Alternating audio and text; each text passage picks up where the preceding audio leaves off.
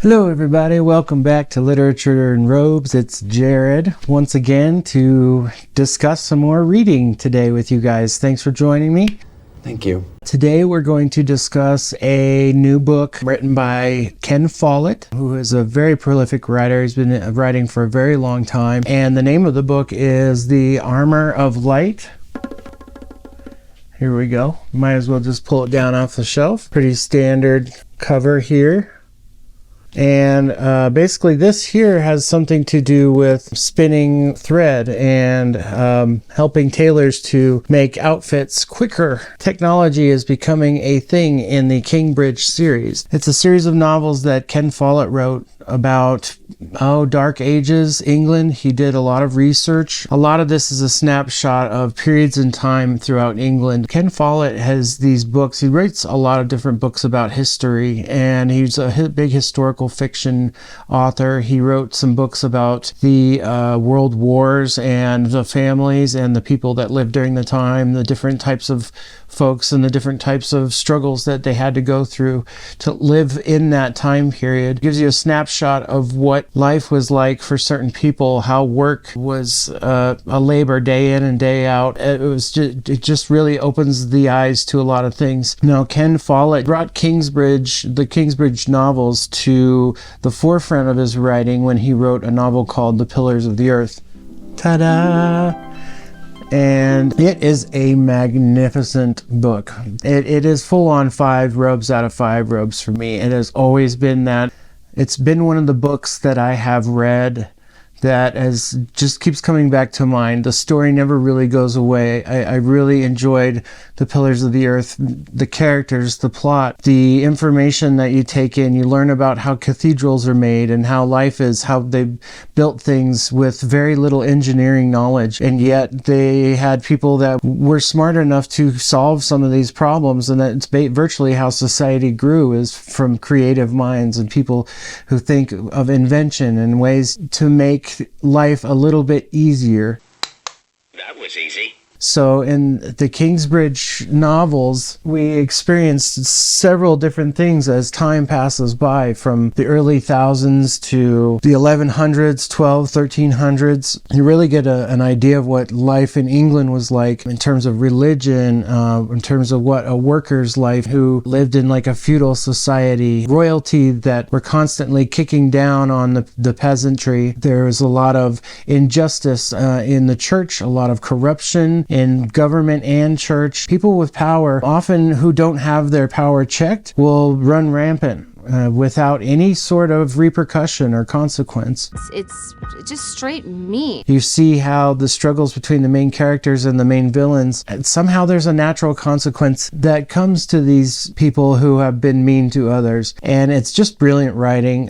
Ken Follett is amazing at character work. He somehow interweaves all these plot lines. He constructs these romances and unrequited loves and revenge stories and runs the gambit of all of what you really want in a good story. This one focuses on business leaders, tycoons that would build factories for people to work, and they would make thread, fanciful patterns, and color work. It kind of shows how wool would be picked up and then taken to someone who would weave the thread, and then those weavers would sell the thread to tailors who would take the thread and sew it into clothing, and then you had people who would dye the clothes, and then you had to sell the clothing. And there are some people in the villages that could afford that based on whatever work they were doing. And it was just a really great way you could see the industry was starting to build, how each job was becoming more and more specific. And then eventually they would invent machinery that would take the work of one human and do the job of 8 people in the time that it took one. Okay, got it. There was a lot of pushback from people in power to prevent people from congregating. And this was a time in England where a lot of people went to church to learn about the Bible, but nobody read it. And that was the existing Church of England that was a part of England at the time. And Methodist teachings started to become a thing in England. The Methodists allowed the people of the congregation to read the Bible, and they would use the Bible to learn how to read within their little structures, their communities.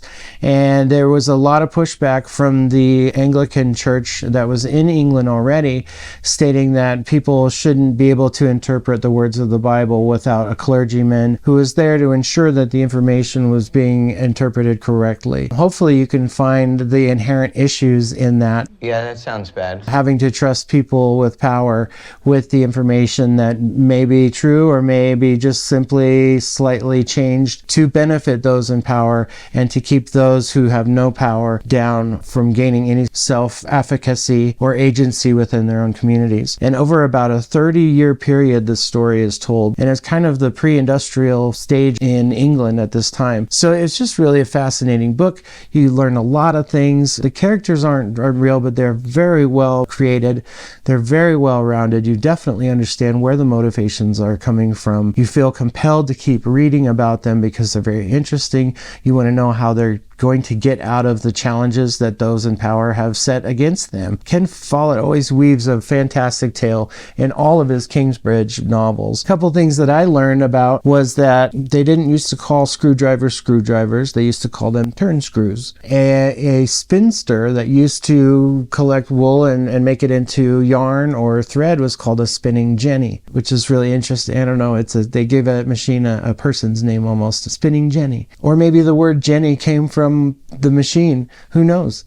She tastes like cigarettes. You learn about the laws of the time, how a lot of things were unfair, and especially in England, you kind of learn how the power of the courts had a lot more influence over the outcome of a trial. And the trials, depending on how well you were in the know or friendly with a judge, or even respected or not respected by a judge, could greatly affect the outcome. You always had to have witnesses, people who could refute some of the charges that were leveled against people. A lot of the books that Ken Follett writes, he does show that power does corrupt, especially when unchecked. And that's where your antagonists come from. The protagonists are often a disadvantaged person or people, a family, that have to try and work around and find other ways to go around the laws to make certain good things happen, because the laws that existed at the time were just not very fair. It's not fair! They were very punitive, very oppressive, and meant to punish people who felt unfairly treated. A lot of people that left England were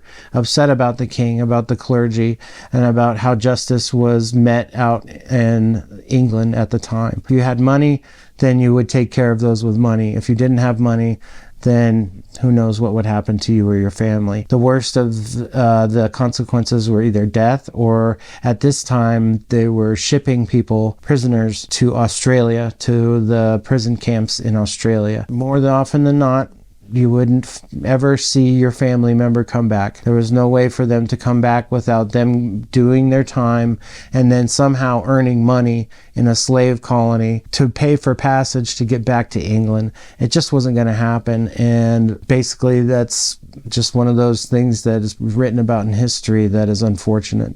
That was a punishment that was put upon people who were perceived as breaking the law. A lot of what I'm talking about you'll read in this book. You could pick it up separately and just read it on your own.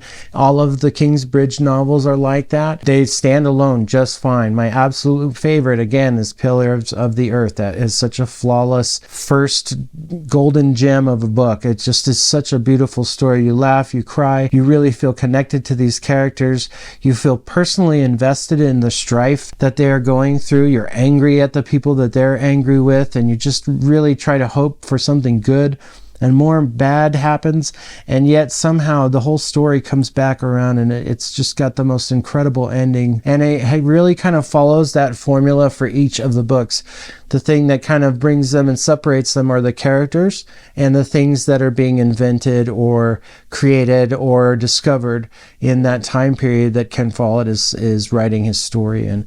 So it's some of the best historical fiction you can find out there is written by Ken Follett. I'm going to say that the Armor of Light, I know a lot of people think it's kind of lightweighted compared to some of the other ones. That's probably the best pun you've ever done. In terms of its heavy drama and unpredictability. But I think by now, once we've read the 5th book of the Kingsbridge novels, it is definitely par for the course. It kind of reads like the others, so I definitely don't recommend reading these back to back to back.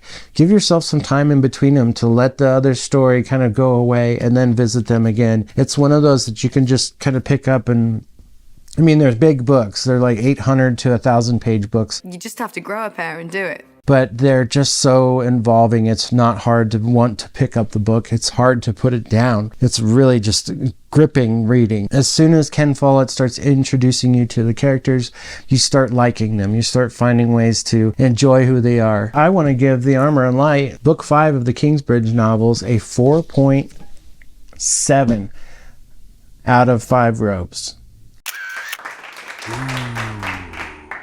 And the reasons being the characters were great, the story was fantastic, the plot was intriguing, there was lots of twists and turns. However, the thing that I brought it back from being a perfect book is that it does follow that Ken Follett Kingsbridge formula. You have your definite protagonists, your antagonists, and they're constantly working at each other. This is not an equal opportunity punishment author. He doles it out as he needs to, and it just keeps the story gripping. So Ken Follett, keep it up. I wonder what your next one is going to be if it is a Kingsbridge novel. Holy moly. Ken Follett writes a lot of other stuff, mysteries, thrillers, and things like that. Another book I read that I enjoyed was called Never. But one thing I did learn, and I always learn from Ken Follett, is how the DEFCON system works for if there's a nuclear threat. And he pretty well explains how that could look in a scenario in that book, which was a fantastic read as well. Never was good, but I can never say that. I can never say that they're as good as these. That's a fake laugh, by the way. The peak of Ken Follett's writing mastery is his Kingsbridge stuff. It's just so educational, so sweeping, and so amazingly just good. Just deft writing. Just it's just so easy to fall into these stories. So yeah, we'll leave it at that. I gave you kind of a history lesson on some of this stuff here, which relates to the book, but I did not want to spoil any parts of the book in its own right. So love it. Thank you guys for joining. Hope everything is well for you out in the reading world. Like and subscribe. There's one other thing. Oh yeah, keep reading. What could it be?